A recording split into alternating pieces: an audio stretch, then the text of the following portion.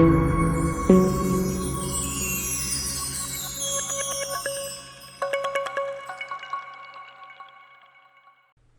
remember what it felt like to be at the top.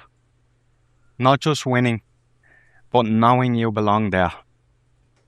Years of sacrifice, of early mornings and late nights, of giving everything you had to a sport that demanded even more. And finally, feeling like everything was starting to pay off. I was fighting at the highest level of my career. Big fights, big stages. The kind of moments you dream about as a kid.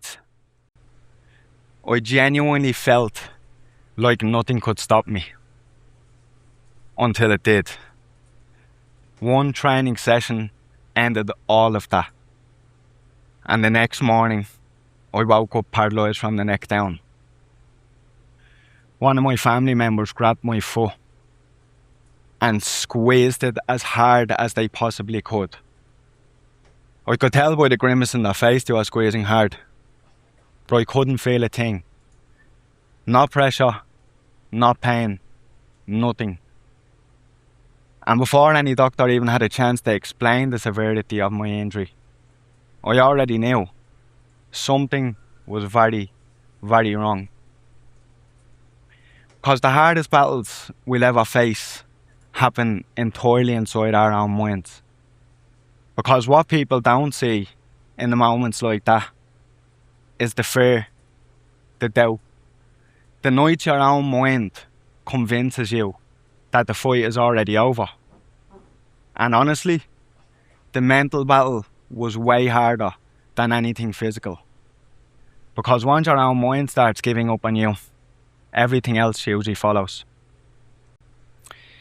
Now remember, during this period, I became obsessed with one thing: my toes. And I know that sounds ridiculous, standing up here saying it out loud, but I genuinely used to stare at them for hours, visualising them moving, begging them to move. I'm pretty sure at one point the nurses thought, this fella has completely lost the plot. But I used to do it every single day, even though there was no evidence that anything was changing. But most people wait until they see progress before they believe in themselves. But sometimes belief comes first. And sometimes all hope begins with a tiny flicker. Because recovery is tough. Trying to rebuild your entire life while your own mind convinces you that it's not even possible. I wanted to quit almost every single day. And some of the hardest things was realising that some of the people closest to me thought I was delusional.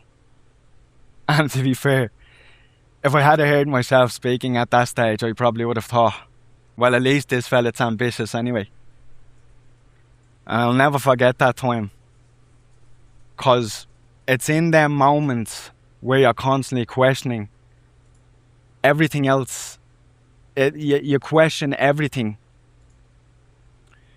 And I'll never forget there was one period during this time. It was the first time I went to the playground with my daughter, Cassia. She wanted me to play with her. She wanted me to run around with her. But I couldn't. And as I sat there watching her play, I realised something as simple as playing with my own child was no longer simple anymore. And honestly, that was the first moment where I truly grieved the life I thought I'd lost forever. It felt like life was happening to me, and I was just sat there watching it from the sidelines in a wheelchair. And what people don't see in them moments is the darkness where everything, you lose complete hope. But children have this incredible sense of innocence about them.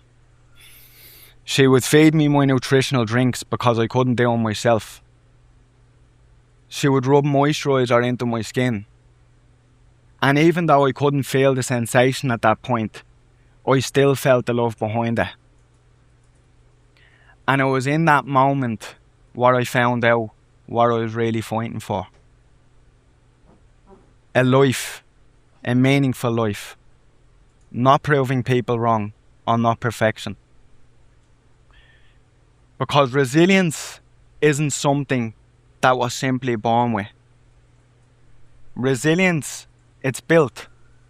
It's built every time you show up despite discomfort. Every time you keep going despite fear. Every time you refuse to quit on yourself despite doubt. Because most people make the mistake of believing confidence comes before action. It doesn't. Action comes first. And it was during that period that I figured out that you just have to keep showing up no matter what. Because it was that time, you know, most people in this room, they will never experience what it's like to feel physical paralysis. But almost every single person in this room will experience moments where life makes you feel stuck. Moments where your mental health disappears. Moments where your relationship ends. Your business fails, or you simply just stop believing in yourself. But the most dangerous thing in these moments isn't failure, it's surrender. Because I genuinely believe that most people don't lose when life beats them.